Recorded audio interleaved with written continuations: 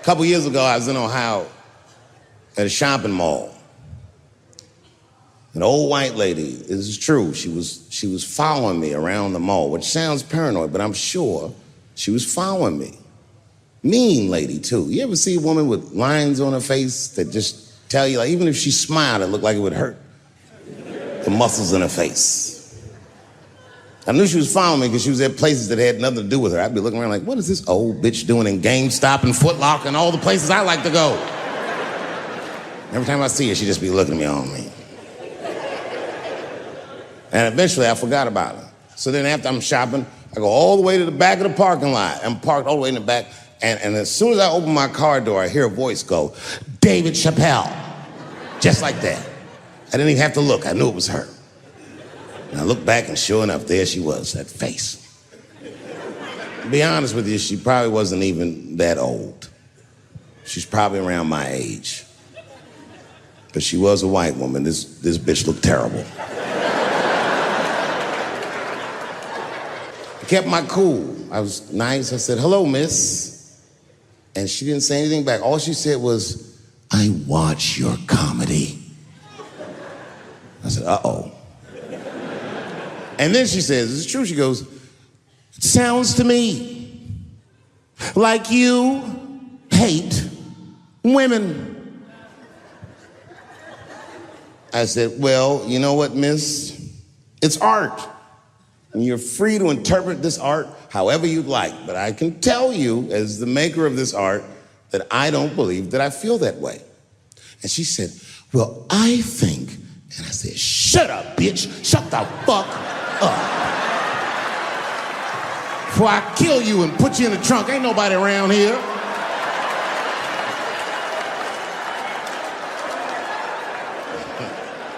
I'm just kidding, I didn't say that. I felt that way, but that's not what I said. I was more clever than that. You know what I said? And this is exactly what I said. I said, miss, before you finish that statement, let me ask you a question. Where'd you see me? Did you buy a ticket to a concert I did? I doubt that. Or maybe you watched one of my specials on Netflix. Or did I follow you to your car and do my act? She said, what? I said, keep it in the comment section, bitch. This is real life. Ta-ta.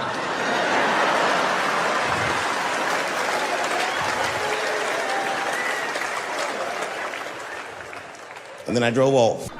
You can see it. You ever have this happen? This is how confusing it is. This is the practical application of what I'm talking about. Like a guy be out, this happened to a lot of guys. You be out at a club, bar, right? You're kicking with your boys, and a girl walks by, and man, she looks good. She looks good. Not good in that classical way. I mean, you know, I'm talking good like she got half her ass hanging out her skirt.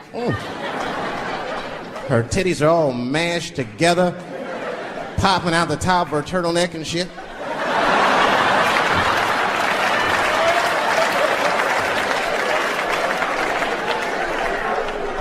And you with your buddies, right? You with your buddies, you got a couple drinks in you, and you see a girl like this, you might try to talk to her. This might not come out right. I don't know what you say, but damn, look at them titties! Right?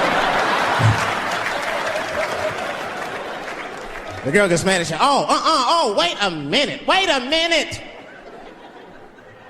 Just because I'm dressed this way does not make me a whore. Which is true. Gentlemen, that is true. Just because they dress a certain way doesn't mean they are a certain way. Don't ever forget it. But ladies, you must understand that that is fucking confusing. Just is. Now that would be like me, Dave Chappelle the comedian, walking around the streets in a cop uniform. Somebody might run up on me. Oh, thank God. Officer, help us. Come on, they're over here. Help us. I'm like, oh, just because I'm dressed this way does not make me a police officer. You understand what I'm saying? It's like, all right, lady, fine. You are not a whore. But you are wearing a whore's uniform, I'll tell you that shit right now. Another time, about 6 years ago, there was a lesbian woman that They're trying to sell a story about me to TMZ. Thank goodness TMZ could see right through the sham of that story. This woman claimed that I beat her up in a nightclub because she was a lesbian. That is fucking crazy. Bitch, I didn't even know you was a woman.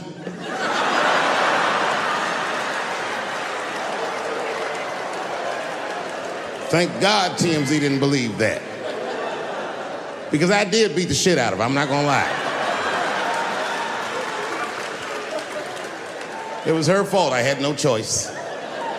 I came in the club minding my own business, and a woman came up to me, she goes, "Oh my God, Dave Chappelle." And I was just being reciprocally nice. "Hey, miss, how are you?" Blah, blah, blah. Benign talk, nothing to it. And all of a sudden, this lesbian fellow stepped between us. "Hey, nigga, that's my girl." I said, yo, my man, back up like that. She said, "I ain't backing up off shit, nigga, that's my girl." I said, "Bro, you're gonna have to give me 3 feet like this." She said, "Stop calling me a man, motherfucker. I'm a woman." I said, "What?"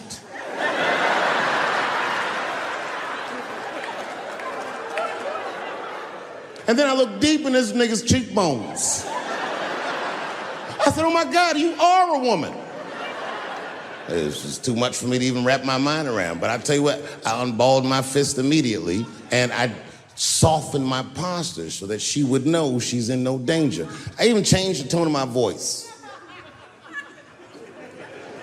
I said softly, sweetly, like a pimp might say. "Bitch, I'm about to slap the shit out of you."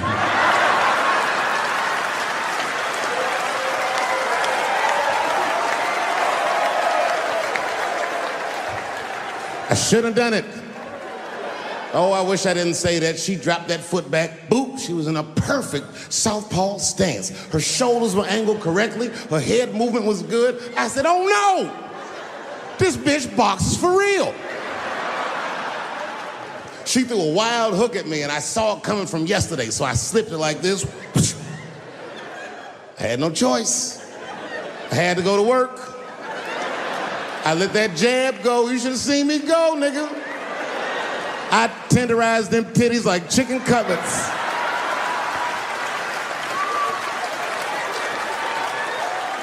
I whooped the toxic masculinity out of that bitch.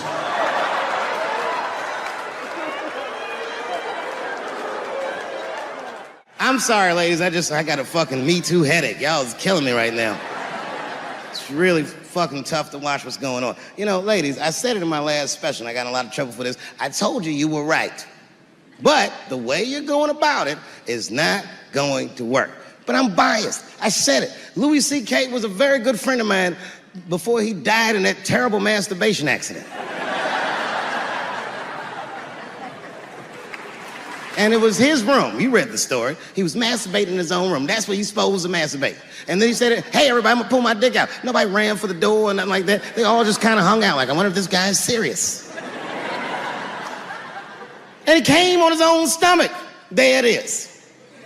What is the threat? Have any women ever seen a guy that just came on his own stomach? This is the least threatening motherfucker the earth has ever seen. All you see is shame in their face and cum dripping down like pancake butter.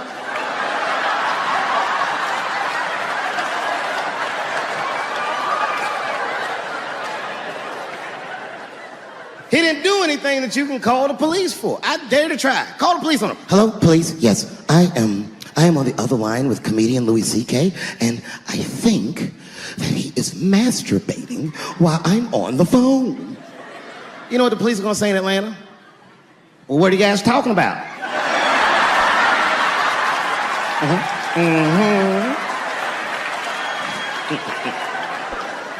Caitlyn Jenner, whom I've met, wonderful person. Caitlyn Jenner was voted Woman of the Year. Her first year as a woman. Ain't that something? Beat every bitch in Detroit, she's better than all of you. Never even had a period, ain't that something? Oh, I'd be mad as shit if I was a woman. I'd be mad if I was me. If I was in a BET Awards sitting there and they're like, "And the winner for Nigger of the Year, Eminem, my man." The only thing in our society that bothers me the most is the way that men and women don't get along no more. That's really what's bugging me about it. Men and women just don't get along. Like, I hear women say this all the time. I know a lot of you sisters be like, chivalry is dead. Don't you? Don't y'all feel that way? Like men aren't gentlemen anymore? That's right. Chivalry is dead. And women killed it.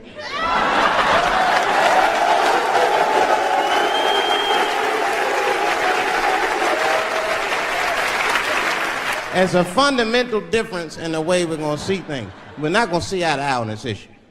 We're just not. Our tests in life are different.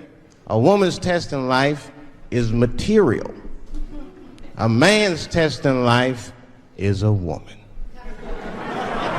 Now, by test, I mean that those are the things that we desire. Men have nice cars. Not because they like nice cars, because they know women like nice cars. That's how it goes. Because men are hunters, and the car is the bait. And the woman comes and says, ooh, nice Porsche. Gotcha, bitch. That's how it is. That's true. Come on now, you go to a woman's house, her house be comfortable as shit. Women love comfortable surroundings, so men get comfortable surroundings. Let me tell you something. If a man could fuck a woman in a cardboard box, he wouldn't buy a house. But that's still not where chivalry got killed. Chivalry got killed by the feminist movement on the magazines that got women going crazy, because women got too much advice about men from other women. And they don't know what the fuck they're talking about.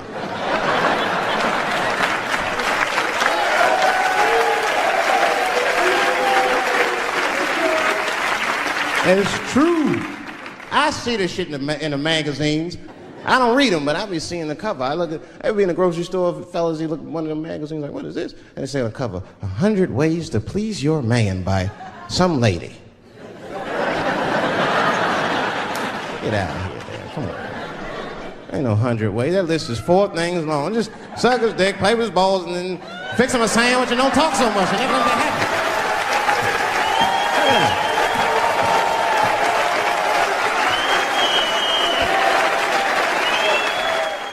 You know what I said? That's all I said. First of all, I'll tell you right now what I said. And I will tell you that this was not a joke. It's a true story. And I just happened to tell it. All right, what happened was I went to a gallery party, all right? I don't know who in here has ever been rich before, but these are very nice parties. You know, wine and cheese and ball of conversation. And there was a few eccentric types, one of which was a very wealthy man that happened to be wearing a dress. I don't know what you call him, man. It was a tranny or drag queen, perhaps. Whatever it was definitely a man. And this man was definitely on drugs. I don't know what kind of drugs he's on, but I knew he had too much. He didn't look good. It's like this, he's like, he looked sick. And all his friends were standing around him, concerned, trying to revive him. I don't know what it looked like some kind of gay CPR, there was fanning and shit.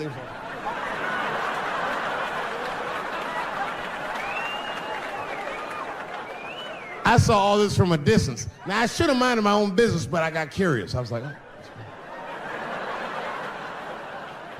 And I went over there. All I said, excuse me, gentlemen, is he okay? And then they looked at me like I was evil. Oh. She is fine. I said, word? Oh. I'm sorry, I didn't know this is what we were doing. Here's my thing. I would support anybody's right to be whoever they feel like they are inside. I'm your ally in that. However, my question is, to what degree do I have to participate in your self-image? Is it fair that I have to change my whole pronoun game up for this motherfucker? That doesn't make sense. Seriously. If I put on an Argyle sweater and I'm like, hey everybody, I feel like a white guy in this sweater and I want some goddamn respect and a bank loan. That's not gonna work. Give a fuck how I feel, why should I give a fuck how you feel? Nigger is a pronoun. But there was no time for philosophical debate. This was an emergency situation. I said, fine. Sorry, guys. I was just worried because she looks terrible. She just fell off the bench. Appears that her dick is popping out of her dress. You mind if I call an ambulance, champ? I'd rather not be at a party where a tranny ODs. There's too many questions to answer.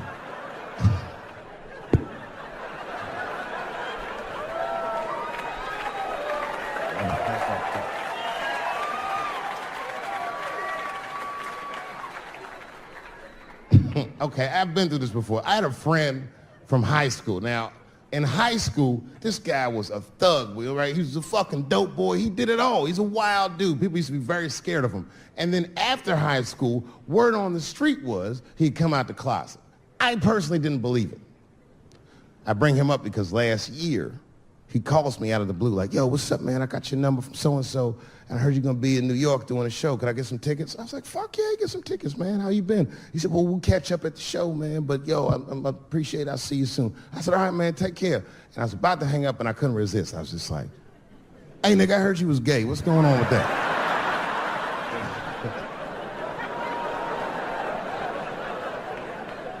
And I wish I didn't ask, because he sounded like he was dying to talk about that shit.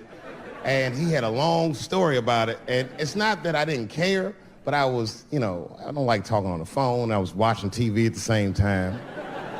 So I just wasn't really paying attention like I should. But I was trying to sound supportive, but I didn't really know what to say. So I was just like mumbling shit throughout this conversation. I was just like, nigga, you gay, man. You just gay. Like,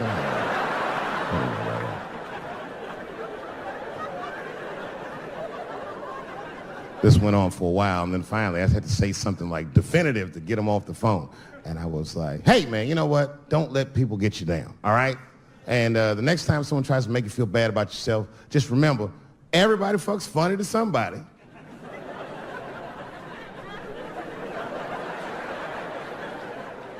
He didn't like that shit. He's like, what the fuck does that mean? I said, huh?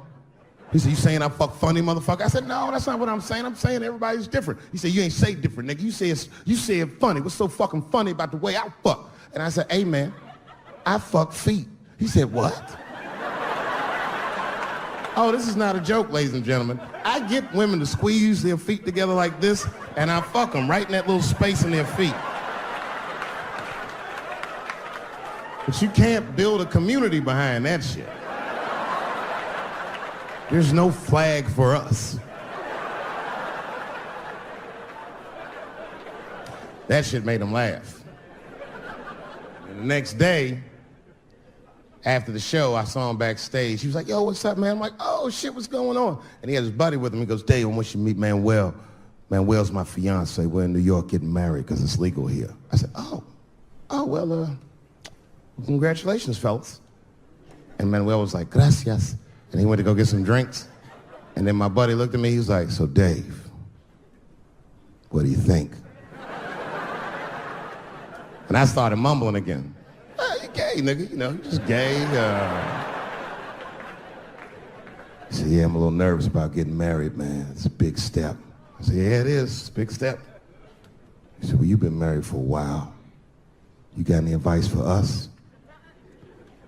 No, I'm married to a woman. Sorry about that. And they corrected me. He said, no, you married the person that you love. So it's essentially the same. I said, man, the problem with that statement is that it makes the assumption that I love her. But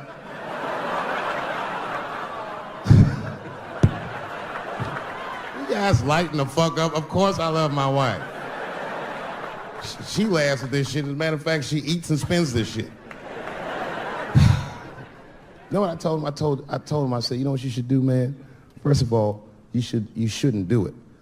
I'm talking about being legally married. It's not that you're gay as much as just legal marriage is a fucking diabolical leverage game in the United States. I'm just being honest. Devoid of religious significance or the idea of love, marriage is nothing but an awful contract that you shouldn't sign. I'm just being real. Because you start out loving each other, and then like 2 years later, you're just building a case against one another. for a hypothetical court date that may or may not ever happen. You throw being gay on top of that, that shit is explosive. Like it's that Ray Rice shit. Okay, right after Ray Rice went through all that shit, I was at a party and I met this kid, Michael Samms. You know Michael Samms? Very nice guy. He's the first openly gay NFL player. And Mike's a very nice guy, very brave guy. But when I met him, I couldn't help but thinking, now what's gonna happen when Michael Samms beats his wife up in the elevator? Is that domestic violence or is that just two niggas working shit out in the elevator? You know what I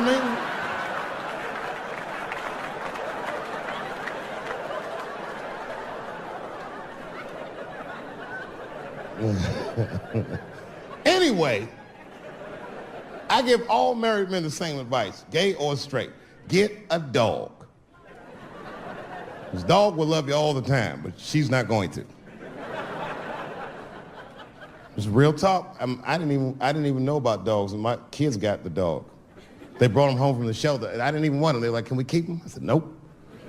I said, "Where'd you even get this dog?" They're like, "We got him from the shelter." I was like, "Ugh." Probably something wrong with him. Can't keep him. And then my kids started crying and screaming like the dog had gambling debts. "Please, Dad, if you don't let us keep him, they're gonna kill him." I was like, "Oh. All right, you can keep him." And this dog was a menace. I hated his guts. Then one night I'd smoked a bunch of weed and I was eating a sandwich and Baba came over. Baba's the dog. He came over and was staring at me. This will make you very uncomfortable if you're just looking at you usually.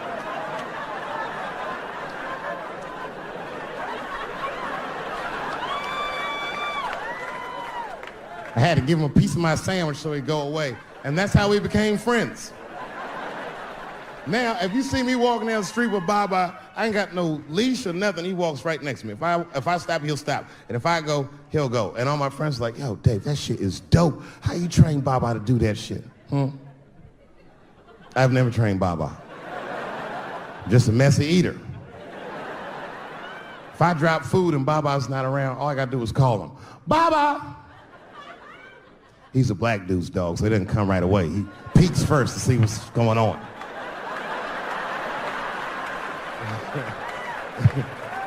I gotta tap my foot so he can see the food. "Over here, little buddy." And he's like, "Thanks, Dave." He'll come get it and run off. Well, I have some very bad news for the people in the front rows. I heard that some of you paid as much as $800 for your tickets. Sadly, I did this same show a couple weeks ago in Atlanta for $60 a head. Can you imagine? Nigga, you could have flown to Atlanta, got a hotel, had some dinner, and came back and you still have a little money left over, niggas. Paid way too much just to see me in this gay-ass neighborhood. All right, let me roll up my sleeves and tell these pussy jokes. Will told me to say there hasn't been this many pussy references in this room since Cats was here. Boy, I gotta tell you, man, I've been doing this set all week, and boy, I've been telling these jokes, and sometimes niggas look like they're in actual pain over the jokes. None of it's that bad to me, but I understand why it could hurt some people's feelings. So tonight,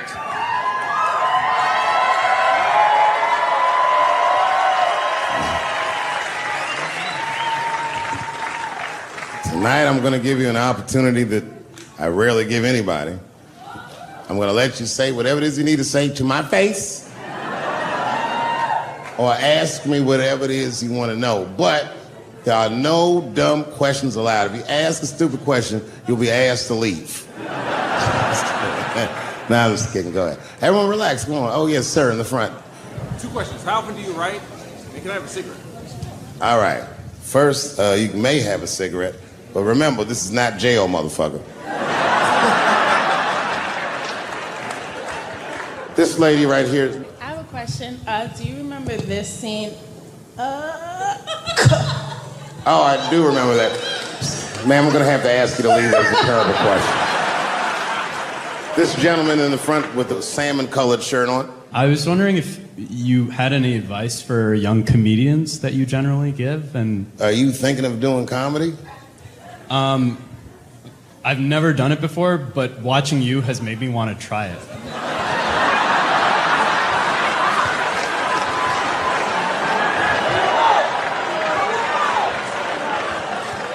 I don't know if that's an insult or not.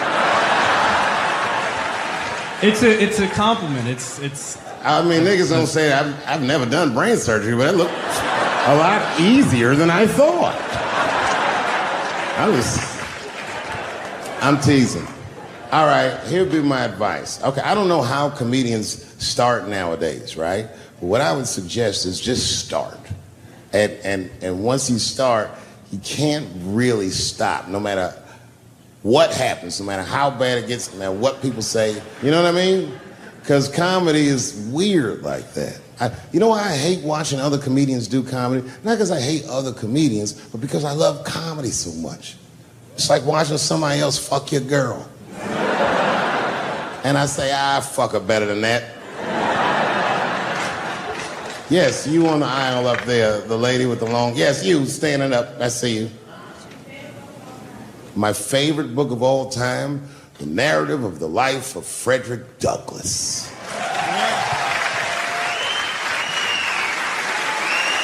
That guy with the baseball hat. Marry, fuck, kill, Michelle, Rihanna, Oprah. Wait, who's Michelle? Oh, Obama. Well, sir, you're putting me in quite the pickle. I can't say I'll fuck Michelle Obama. That's insane. Well, I guess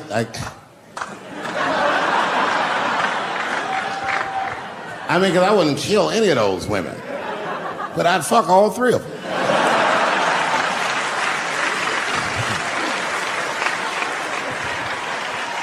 The gentleman in the blue Oxford standing up. Tell us the story with Charlie Murphy. Tell a story about Charlie Murphy? Or your favorite. Boy, there's so many good Charlie Murphys. You know, the thing with Charlie Murphy is he used to just make us laugh all the time. And I used to ask him about all the old Hollywood shit I was curious about. Like when they used to accuse Michael Jackson, I remember asking once, I go, Charlie, do you think Michael Jackson actually did those things? And he said, let me ask you a question, Dave. He said, say it is illegal to fuck women. How long are you staying out of jail? So God bless Charlie Murphy, wherever you are. Charlie, I love you. Who do you think is going to win the 2020 election? All right, I'm going to put a pin in this, but I'll tell you right now, fella, I don't know, but I think Trump has a better shot than a lot of people would like to think. I'm just saying, it all depends on how the left talks. The way we're talking is not going to win the fucking ball game. Donald Trump's over there on the right, grabbing handfuls of pussy. Joe Biden can't even smell hair over here. Fuck this side. All right, man, go ahead. Thank you so much for this show. And how old are you? 25. 25? Yeah. Boy, don't let R. Kelly see you. He's gonna pee on you by accident. Oh, my bad. I thought she was 15. Yuck. I'm totally joking. I'm sorry. My question is there anything you've learned from another comedian that you feel like will stay with you for life? I tell you what, miss, that's a good question. Yes, is the short answer. A longer version of it is this. I was raised by comedians. I started doing stand-up when I was 14. The other day, I went to a comedian's funeral, and I realized as we was putting this motherfucker in the ground that these people are at least as influential to me as my family. I rock with these niggas till the wheel falls off. We fight and we fuss and we are jealous of each other and we get mad at each other, but my life wouldn't have been what it was without each and every one of them, and I consider them my family. That's what it is. Still hadn't figured out exactly how to say what I wanted to say, but I was doing pretty good. And I was doing some Me Too jokes, and a woman stood up from the audience and she was crying. Clearly, it was a white woman. She says to me, you can't say that. It's 200 seat room. It's a very small room. I'm like, what the fuck are you, like, miss, are you okay? What you doing? She said, you can't say that. I said, yes, I can. It's my show. I'll say whatever the fuck I want. The crowd's like, ooh, like this. And then she gets up from the table and she starts making a big, like, show of just pushing through the aisles and all this stuff. And there's like a curtain right before the front door. And she gets to the curtain and she's crying. This is fucking crazy. She says, I'm sorry I was raped. It's a fucking comedy club. It's like loud farting getting out of an elevator. Nothing funny can happen in here. Now I'm trapped in a room with this woman's fucking stink.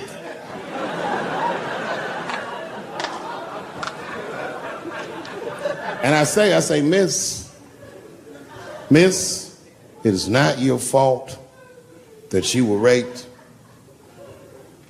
but it's not mine either. Ta-ta, bitch, like this. She storms out. Now the room is very uncomfortable, but I managed to get the crowd back, but I'm like, a little traumatized. Same show, there's a trans woman sitting in the audience. This is a true story. This was like a few weeks ago. I did 6 shows that weekend. This trans woman came to 4 of them. Calls herself Daphne.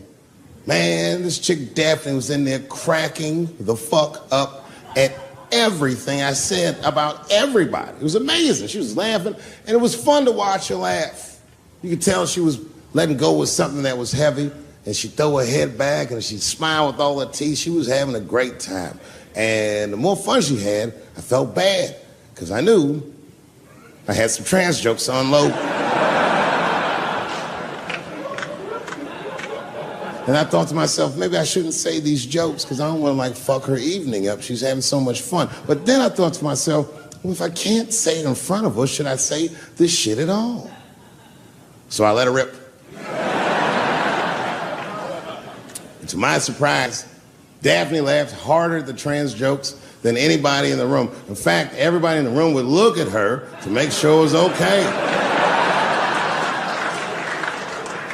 And I got off stage, I was in the dressing room, I was like, man, it's a fucking weird show. I'm sitting in the dressing room by myself just trying to figure out, like, what the fuck just happened out there? Like, why is it that this one woman can't take any of these jokes and Daphne can take all of these jokes? So weird. And then I realized, Daphne used to be a man.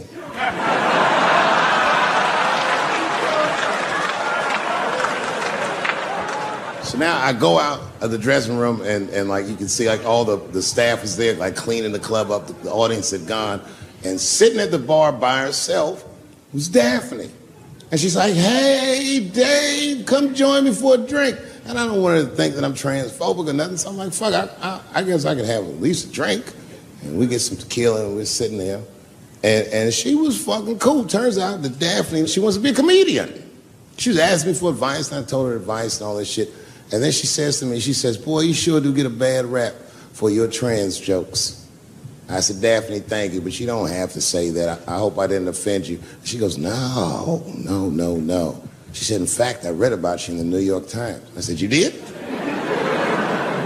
She said, yeah. She said, I thought it was interesting that they blamed you for R. Kelly. They said you normalized him for telling jokes about him. I go, yeah, they said that. She goes, I wonder why they never said that you normalized transgenders by telling jokes about us.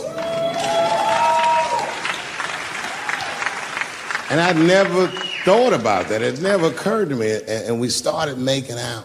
And then, like, I reached up just to see what it felt like. I was like, what? And it felt like pussy, didn't it? I was just like, go ahead, ask me a question. What the fuck you gonna do if Trump get reelected? What am I gonna do if Trump get reelected? Probably get a significant tax break.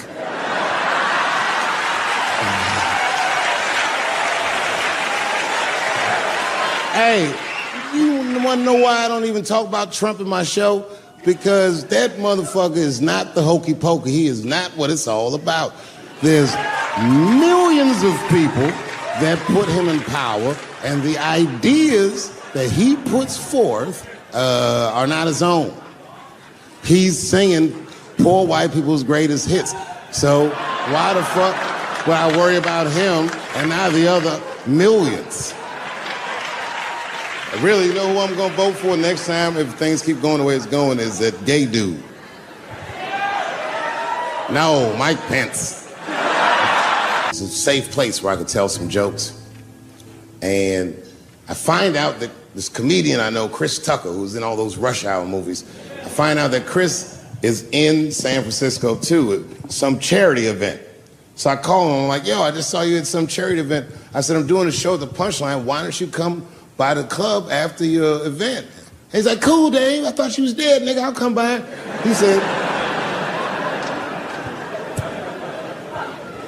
He says, is it okay if I bring some friends? Because, you know, I'm with a lot of people. I go, man, you Chris Tucker. You can bring whoever the fuck you want. And then I show up to the club late that night. I walk into the dressing room, and sitting in the dressing room is Gavin Newsom, who at the time was the mayor of San Francisco, but now he's the governor of California. And sitting next to him was Kamala Harris, who at the time was the DA of San Francisco. Now she's the senator from California that's front-running on the Democratic ticket. And sitting next to her was Al Gore. It's fucking weird. And sitting next to Al Gore was the guys from Google, Sergey, and I don't know how to say these. All right. And it was Chris Tucker and Ben Jealous, who at the time was the president of the NAACP, who was all just at this big charity dinner, and Paul Mooney was drinking scotch. And we all was just in there. And, you know, at first I was a little uncomfortable when we started talking, and we all got along really well. Well, at some point, Kamala Harris she says to me, she goes, you know, a friend of mine is announcing his candidacy for president tomorrow. I went to college with him. I'm like, what? I go, Barack Obama? She goes, you've heard of him? I'm like, yo, I just read about this dude. And she goes, yo, yeah, blah, blah, blah, we talking. She goes, you know what? She says, let's call him on the phone. I said, what the fuck? And she picks the phone up and she dials and she's listening like this. And she goes, it's his voicemail. And she gives me the phone, she goes, leave him a message. You know, I didn't know what to say. I just said what you say to any black dude that's running for president. You know, stay low, running a zigzag pattern, this kind of shit.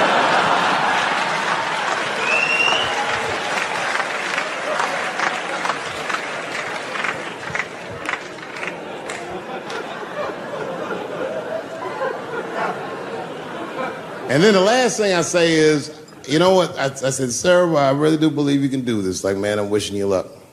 Now, next day I wake up and go for coffee at a place called the Embarcadero. It's like an eatery by the sea in San Francisco. And I'm walking to the coffee shop and there's a police line and I can't cross the tape. But then I figure, fuck it, I'm Dave Chappelle, so I go into the thing like this.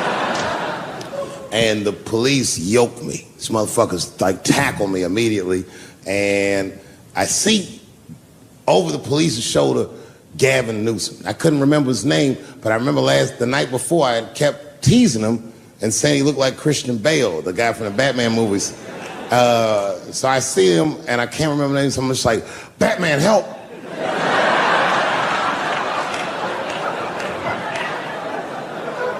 And he stops, he's like, Dave? And then the police see that the mayor knows me, so they all like, oh, sorry about that. And he's like, hey, back up, everybody. And he just picks me up. He's like, I'm really sorry about that. I'm like, I'm fine, don't worry about it. And he's like, listen, I'm here with Prince. Would you like to meet him? I'm like, I know Prince. That's my nigga. And we go around the corner, and it was Prince Charles, the Prince of England. I didn't know the protocol of meeting royalty. You're not supposed to touch him. I dapped him up like a nigga. My nigga. Just hugging him and shit like this, dapping him up. And that nigga was cool too. I was like, it's really fucking weird. And then I was just out there in the upside down, not having no TV show, trying to figure life out. And the election was going on in the background. And this guy, Barack Obama, was picking up steam. This motherfucker was killing it. And I had a chance to go to the last debate on the Democratic ticket And I went. It's me and Chris Tucker sitting in Myrtle Beach, South Carolina. It's the last three candidates. It was Barack Obama, John Edwards, and Hillary Clinton. Now, Obama's a lot taller than Edwards and Clinton, and he had the center podium. And at one point, they're all on stage, and they start fussing, and Obama goes, look, none of us are perfect, like this. And his hands was like this, and there was light shining behind his head, and the other two candidates was looking up at the nigga, and I was sitting in the audience like, this nigga looks like Jesus.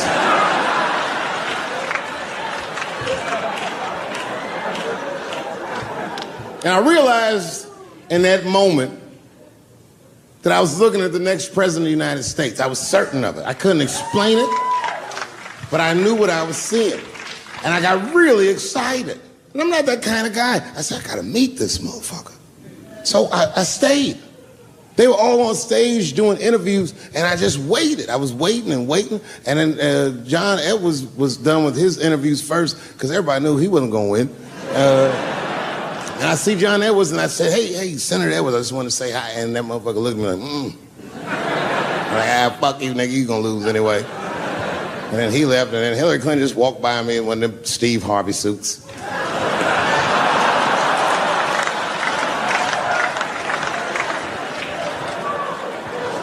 But Obama was taking forever. Everybody wanted to talk to him. When I knew the media saw exactly what I saw, there was no question about it. That was the guy. I waited and I waited, and finally, must have been over an hour and a half, he finishes his last interview. He's like, man, thank you very much. Good talking to you. And he turns around, and we make eye contact. He sees me, and when he sees me, he looks over, he goes, Dave Chappelle. And Obama did me the same way I did Prince Charles. He dapped me up, and he like bro hugged me, and he pulled me in, and I'll never forget this. He said in my ear, I got your message. Thank you very much, New York City. I had written a joke during the AIDS epidemic about having a Goodyear condom. Something, I don't even remember the joke. Something about an industrial strength condom by Goodyear. I just remember all the comedians really liked that joke.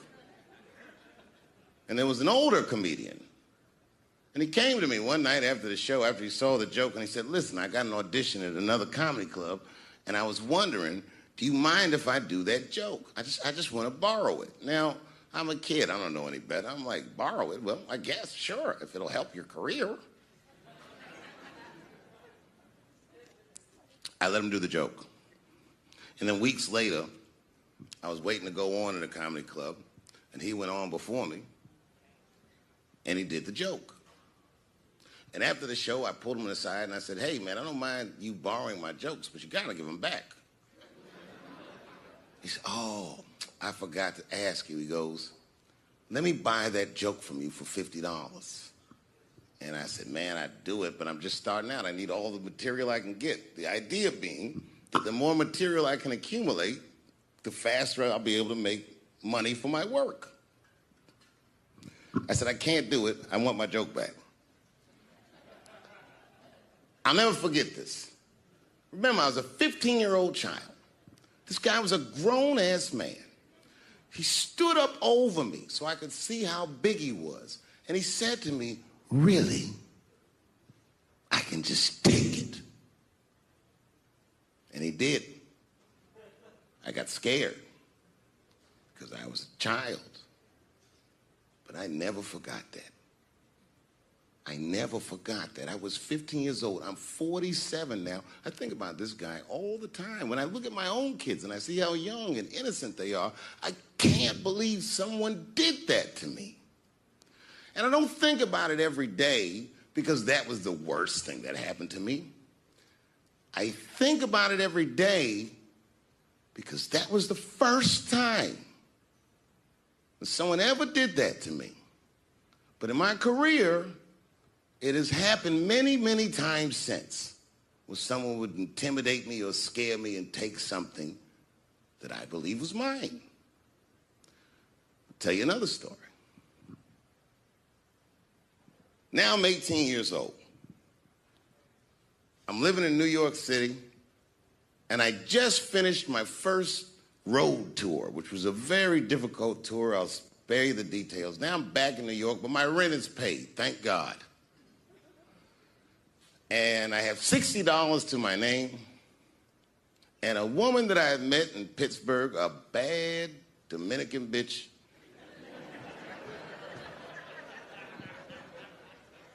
was coming to New York. She was going to spend the weekend with me. I couldn't wait for her to get there. She was coming that evening. But remember, I only had $60 for a whole weekend to entertain a bad bitch. Now I'm walking through Greenwich Village, and I see something I've never seen before. 3-card Monte. You know what that is?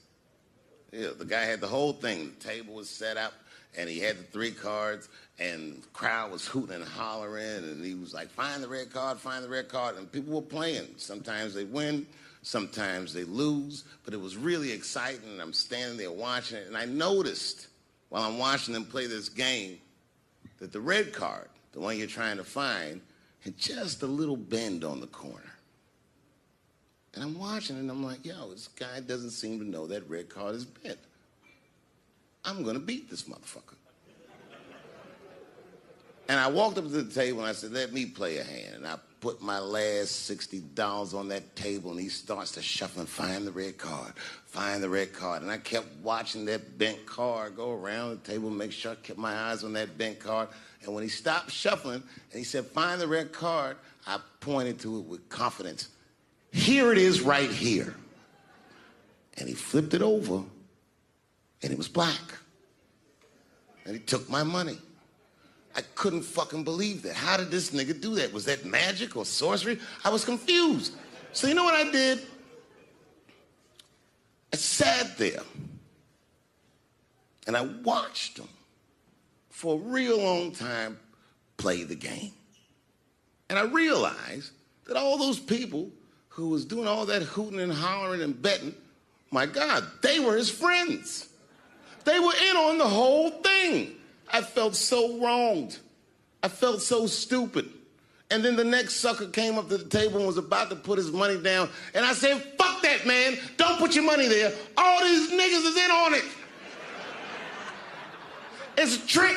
And when I said that, the guy that was dealing, and this motherfucker was huge, snatched me up by my collar.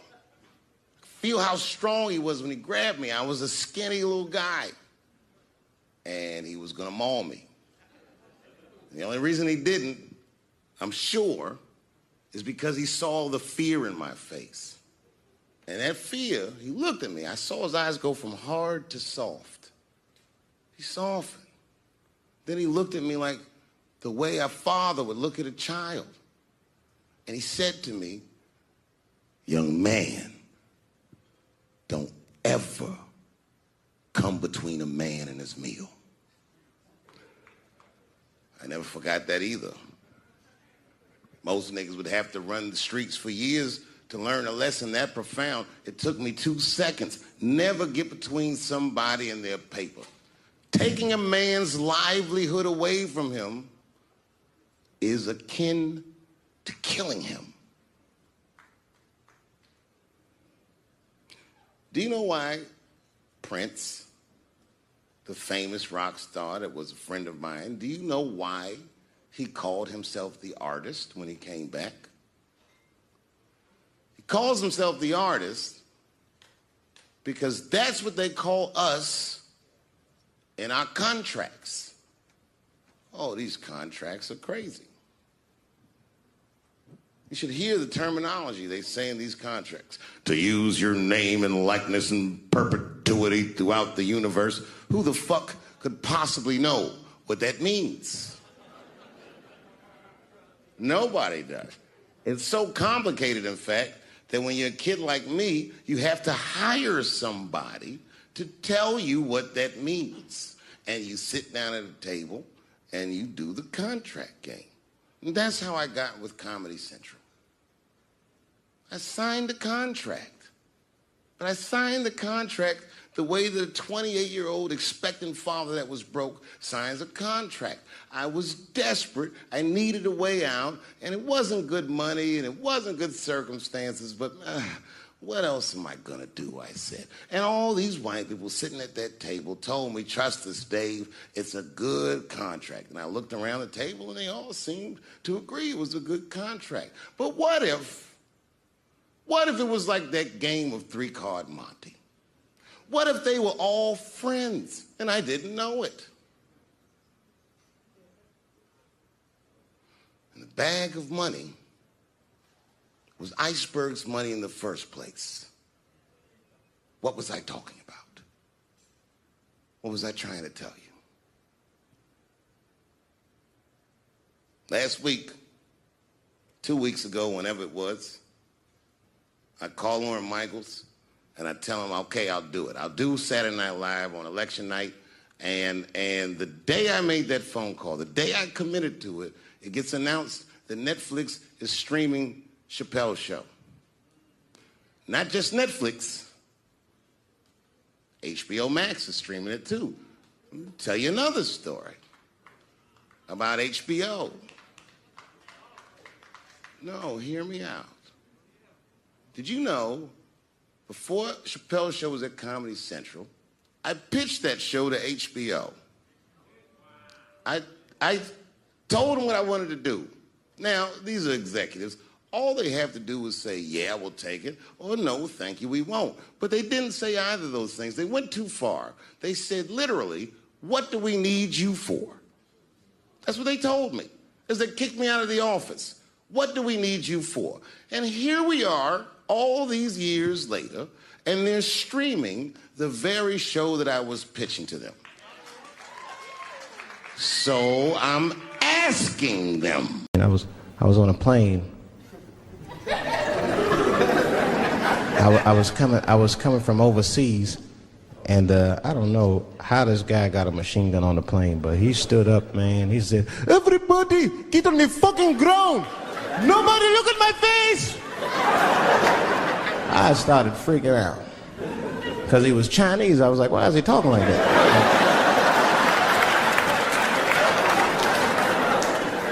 He was screaming and crying. I was the only brother on the plane. Well, I thought I was the only brother. I looked over, there was one other black dude. He was from Nigeria. I looked over at him, he was looking right in my face, man. He didn't say two words to me, he just looked at me, he was like...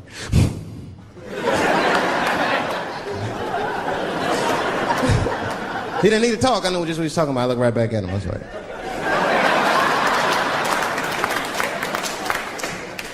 Some white dudes on the front of the plane seen us. They were like, oh my God. I think those black guys are going to try to save us.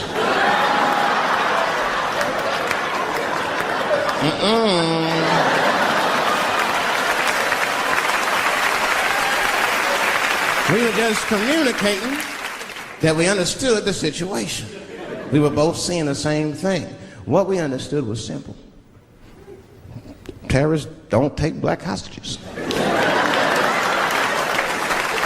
That's the truth. I have yet to see one of us on the news reading a hostage letter and shit. They is treating us good.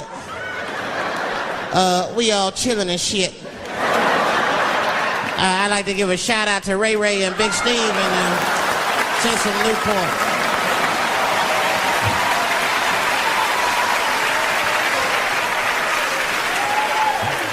You're not gonna see it.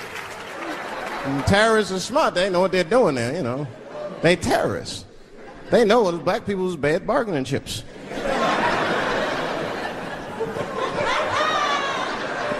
They called the White House. Hello? We have got 5 black... Hello?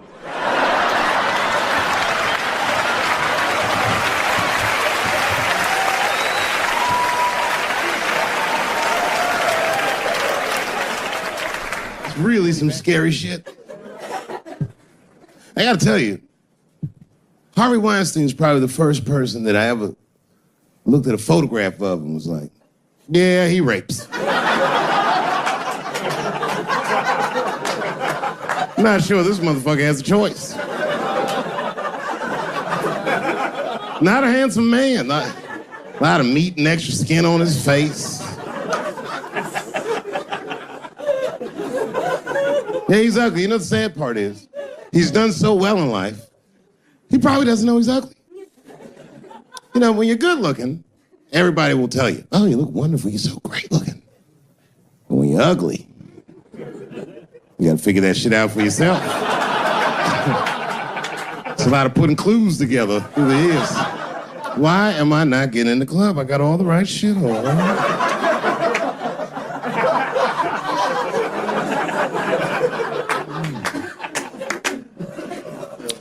Because if it was Brad Pitt doing that shit, you wouldn't have heard a peep. The girl would just come back down like, I got the part.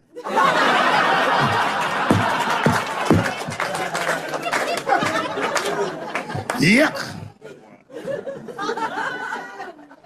And yet, it is important that I acknowledge, ladies, you are absolutely right. There you go. They gotta all be mindful of that, guys, because this could happen to any of us. It could happen to me. I can see that. I can see myself showing up. Hi, I'm here for my 3 a.m. with Mr. Weinstein.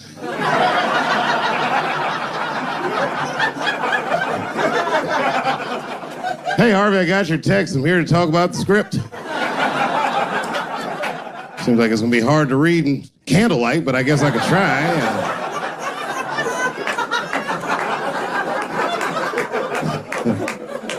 Sound like a fucking nightmare. Could you imagine that shit?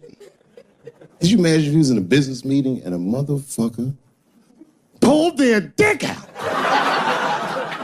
In the middle of the meeting, I'd be like, yo, my man, this is the most unprofessional shit I've ever seen in all my days. Just let me finish, Dave Chappelle.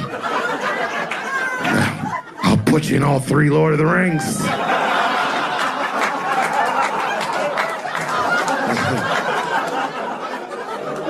Hurry up, nigga. I have other meetings now. I have a 4:30 a.m. at Brett Ratner's house. And, I believe it's wardrobe fitting.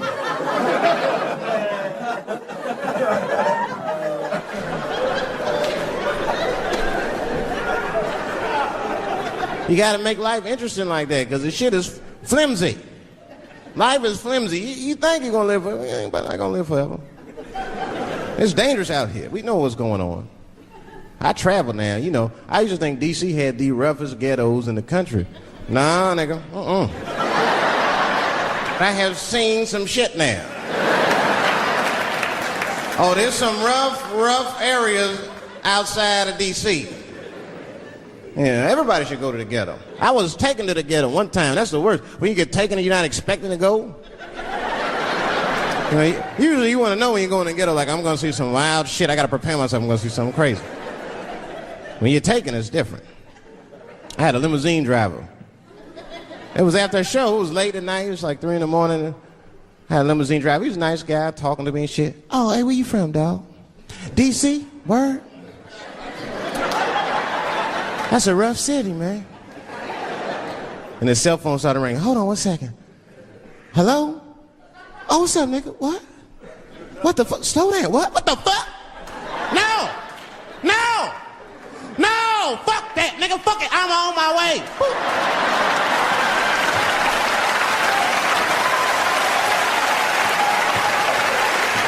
Hey.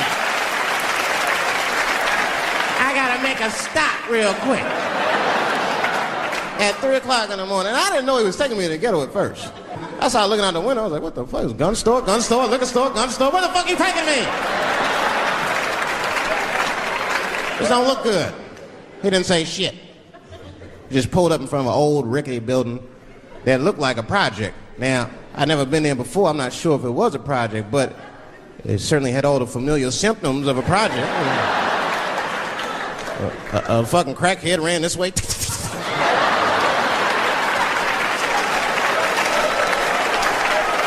And then another one jumped out of a tree and shit. And I said, I'll be right back. and left me. Took the keys with him and just left me. At 3 o'clock in the morning, in front of a project, in a fucking limousine. This was not good. I was like, man, I gotta look around and see if I can see some landmarks and figure out where I'm at. Might have to escape on foot. Now, this is when I knew I was in a bad neighborhood. You only see this in the worst neighborhoods. Remember, it's 3 o'clock in the morning. It's 3 o'clock in the morning. I look out the window. There was a fucking baby standing on a corner. Look at this. And the baby didn't even look scared. He was just standing there.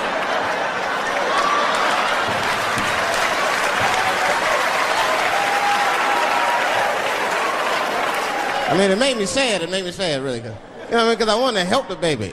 I was like, I don't trust you either. I'm sorry. Click. Click. The old baby on the corner trick, eh? I'm not gonna fall for that shit. Where's this limousine driver? You know, I start feeling bad. As time goes by, I start feeling worse. Like, man, what is wrong with me? What the hell's wrong? I'm scared of a baby. And this baby could be in trouble. He might need my help. I gotta do something.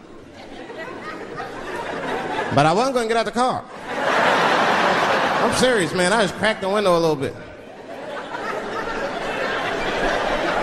There's an old limousine. I can roll it down.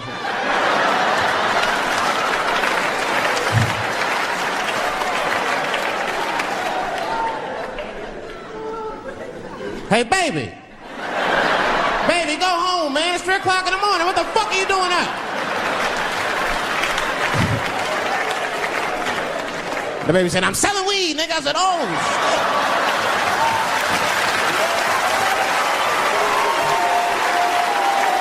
I wasn't expecting that.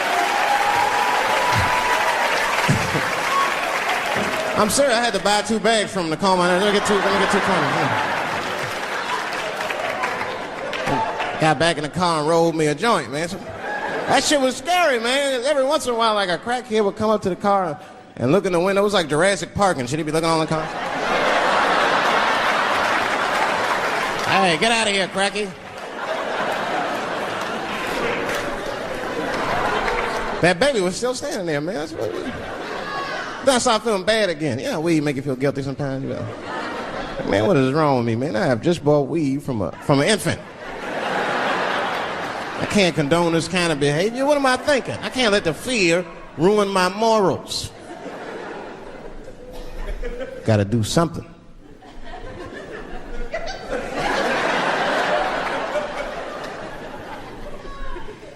Hey, baby. Stop selling weed, all right? You got your whole life ahead of you. He said, fuck you, nigga. I got kids to feed. I said, God damn.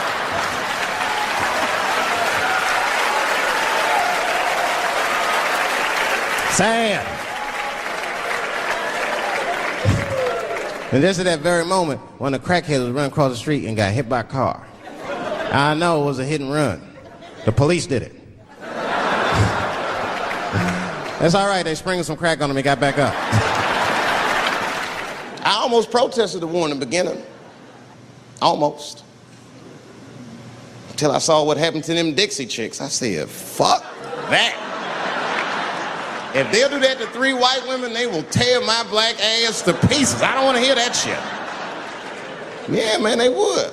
But I'm like, for real, why you care so much what the Dixie chicks say? It's not like they political scientists or nothing. They just bitches that can sing good. You know what I mean? Stop worshiping celebrities so much. Just don't listen, don't pay attention. I remember right around September 11th, Ja Rule was on MTV. That's what they said. They said, we got Ja Rule on the phone. Let's see what Ja's thoughts are on this tragedy. Who gives a fuck what Ja Rule thinks at a time like this, nigga? This is ridiculous. I don't want to dance. I'm scared to death. I want some answers that Ja Rule might not have right now. You think when bad shit happens to me, I'll be in the crib like, oh my God, this is terrible. Could somebody please find Ja Rule, get hold of this motherfucker so I can make sense of all this. Where is Ja? Add me Ja Rule.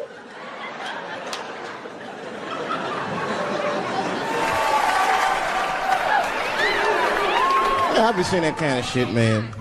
It's what it is. They use the TV to program us from a young age. You ever watch like a cartoon that you used to watch when you were little as an adult? That shit is wild shit. It's some wild shit. I mean, like I was with my nephew. We sitting there, we watching Pepe Le Pew, and I say to my nephew, I say, now pay attention to this guy because he's funny. I used to watch him when I was little. And we watched Pepe Le Pew, and I'm old now. I'm looking like, good God, what kind of fucking rapist is this guy? Like, take it easy, Pepe. My nephew was sitting there cracking up. Hee. See, sometimes you gotta take the pussy like Pepe. Like, no.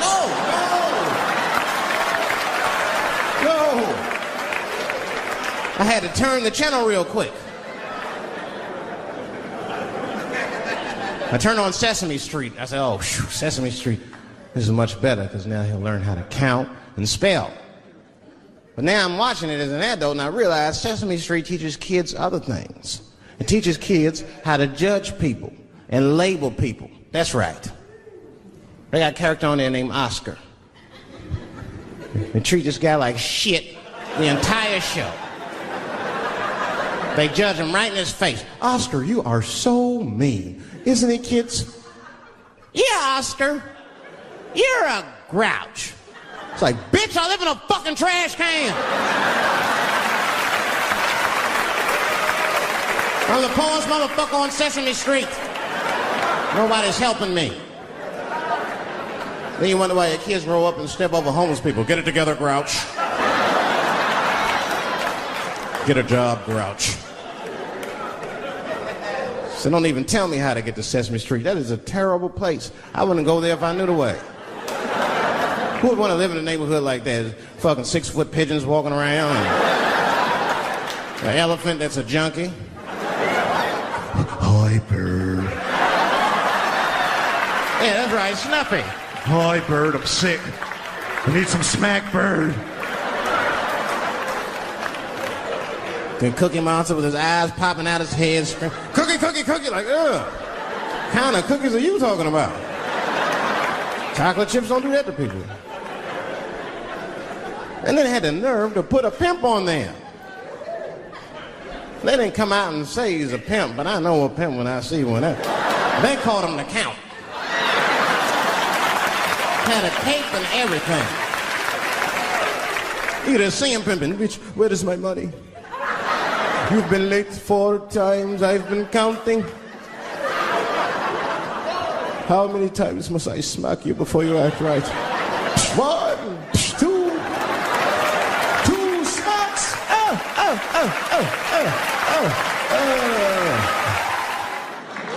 That's what I'm waiting for, because the timing of this Michael Jackson shit is what makes me doubt it. Every time this war is going out of control, or the economy gets bad, or something is wrong with the world at large, it's always these moments in history that Michael Jackson will coincidentally jerk off a kid. This is getting a little ridiculous. Like, are you planning this shit? Do you have meetings? Michael, thank you for coming. As you know, Michael, the war has not been going as well as we expected. There's been a lot of hiccups, and the public is asking us a lot of questions, of course, and, well, Michael, there's no nice way to say this, and all I know how to do is be direct, so let me just be direct. We're gonna need you to jerk off another child, Mike. I'm sorry. I am sorry. But it would really help out. Or maybe he did it. Who knows? Who knows? That's the thing. That's what I wanted to say. Who knows? Who the fuck knows? Mike, God, and this little boy know. That's about it. That's about it. The only reason that I can even talk about this shit is because everybody is speculating. They all think he did it. And I don't think he did it. I'm alone in this. I don't think he did it. I'm not gonna say I don't think he did it. That's too strong.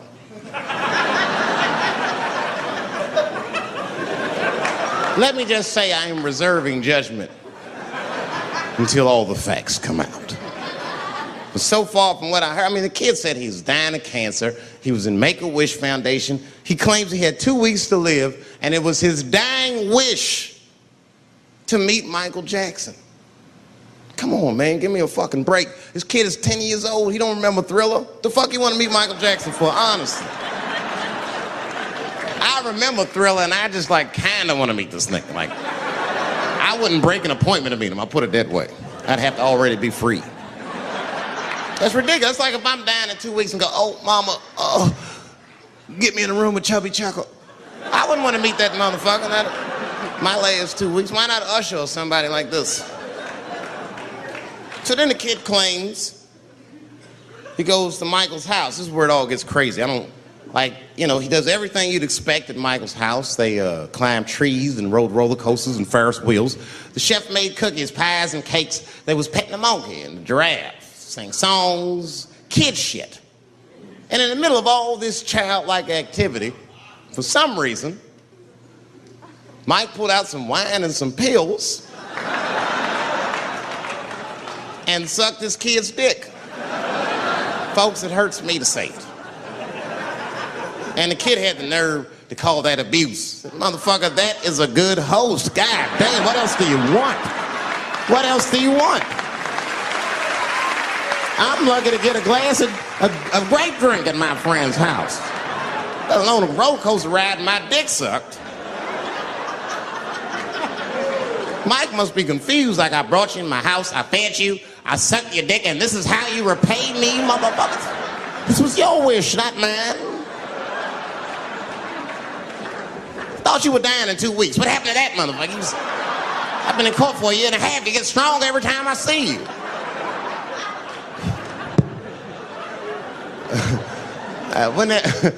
This is fucked up. I shouldn't even say this fuck. Wouldn't it be some ironic shit if they found out through this case that the cure for cancer was Michael Jackson sucking your dick somehow?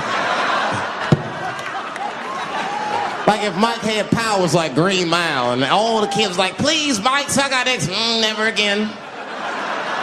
He didn't appreciate it. Can we at least study your saliva? Please, Mike.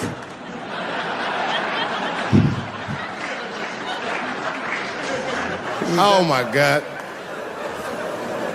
But there's a more important reason that I would stop doing comedy right now. And this reason is the real reason that's been percolating, and it really is the crowd, not you. I'm talking about the crowd on the big stage. It's too hard to entertain a country whose ears are so brittle. Motherfuckers are so sensitive, the whole country is turned into bitch-ass niggas.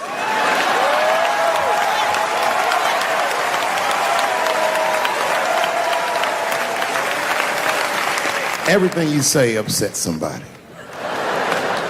But motherfuckers are just taking it too far. I don't know why or how everybody got this goddamn sensitive. You know who hates me the most? The transgender community. Yeah, these motherfuckers. I mean, I didn't realize how bad it was. These motherfuckers, I was really mad about that last Netflix special.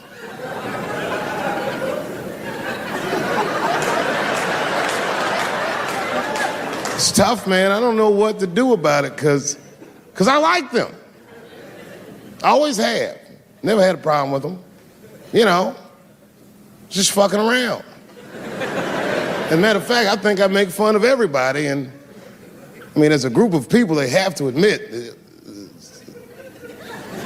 kind of fucking hilarious, man. I'm sorry, bro. It's like, I've never seen somebody in such a hilarious predicament not have a sense of humor about it. They're born feeling like there's something other than they're born as, and that's kind of funny, you know? I mean, it's funny if it's not happening to you. I believe transgenders. I don't understand them either, but I know they mean what they say. Them niggas cut their dicks off. That's all the proof I need. I've never seen somebody just throw their dick away. Don't need it.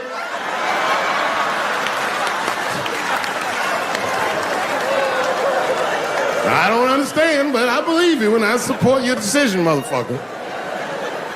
I was doing a show. I was in Portland, Oregon. And I was checked in a hotel under the name Charles Edward Cheese.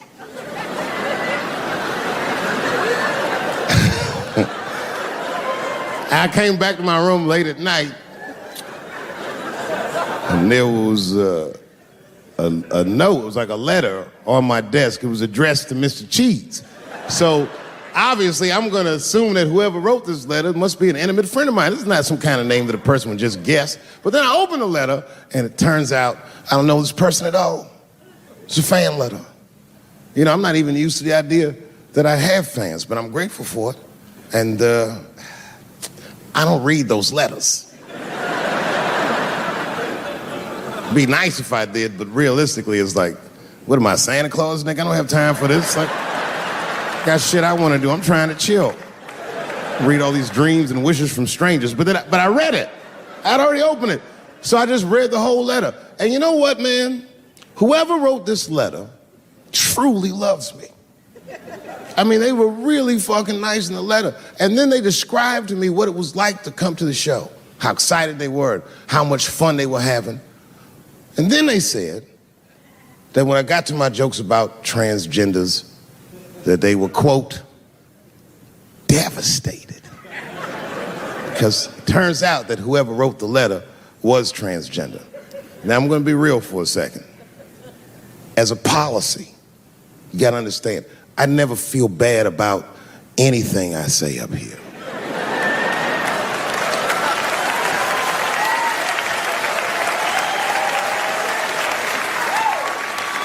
And I would never admit this to you if I hadn't locked your phones up. But it was the weirdest thing. Like, when I read this letter, this shit made me feel bad. I didn't feel bad about what I said, you understand? I felt bad that I made somebody else feel bad. To be honest, I don't even know what I said that upset that person. I have so many transgender jokes.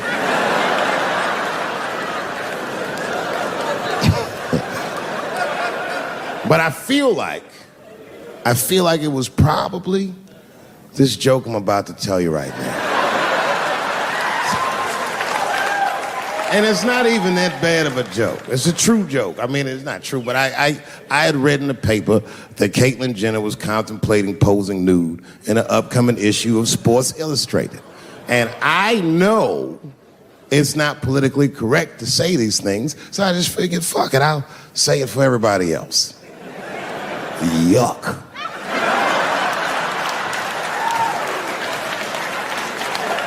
You know, sometimes I just want to read some stats. I don't know why you're going to cram some man pussy in the middle of the sports page like this. I just didn't think that was the place for it. But I wasn't saying anything like Caitlyn Jenner's a bad person. I'm not mad at her for doing it. Not even mad at Sports Illustrated. If I'm mad at somebody, I'm probably just mad at myself. You understand?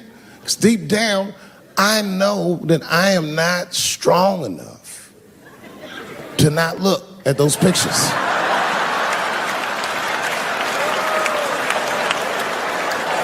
And I don't think I'm ready to see what she's trying to show me. So Caitlyn, goddamn it, if you go through with this thing, bitch, you better go hard or go home. I want you to go all the way. Hustler style. Do you know what hustler style means, miss? That means spread the lips.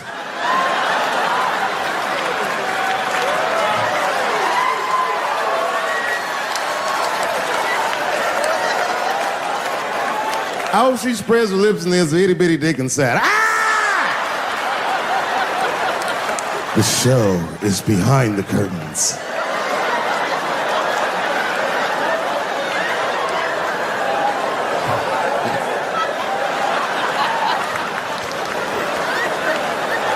I don't know what I said that upset that person. You know, I can remember when it all started. It was when I was doing Chappelle show. When I was doing Chappelle show, I used to do the show, and then on the weekends I do like concerts and shit like that. So I'm doing a concert, and there was a couple in the front row, beautiful couple. The wife was obviously Asian.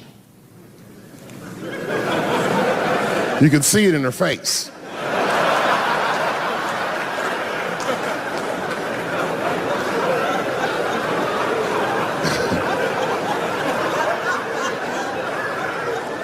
The husband, this motherfucker was mysterious, to say the least. Couldn't quite pinpoint where he was from. Caramel-colored fella, very nice hair, but he could have been from anywhere. Bangladesh, Mexico. I can't guess with a nigga like this. All I knew for sure about this guy is that his wife was a bitch.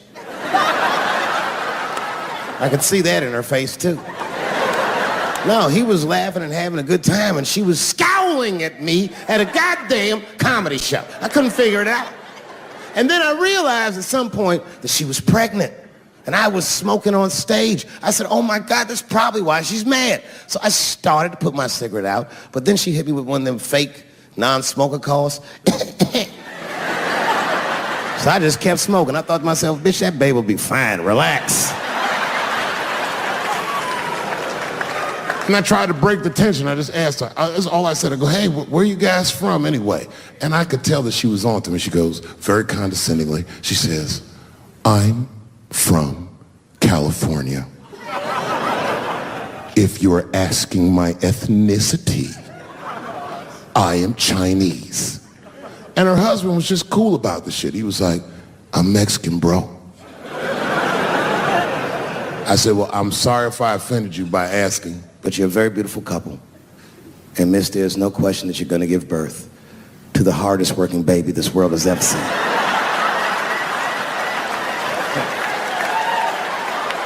That's not a bad joke. She got very upset. She got up to leave immediately, but she didn't just leave. She had to take one last dig at me on the way out. I will never buy one of your fucking DVDs again, Dave Chappelle. I said, ma'am, with all due respect, Chinese people don't buy DVDs.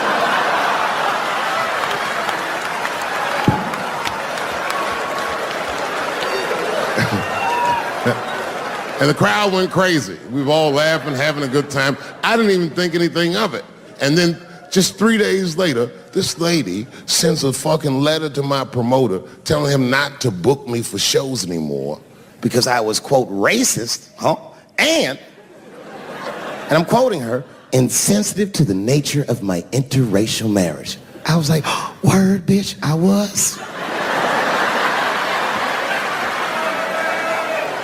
If she had just done a little bit of research, she would know that I myself am in an interracial marriage. That's right. In fact, my wife is Asian too. Surprise, bitch, I'll see you on Thanksgiving.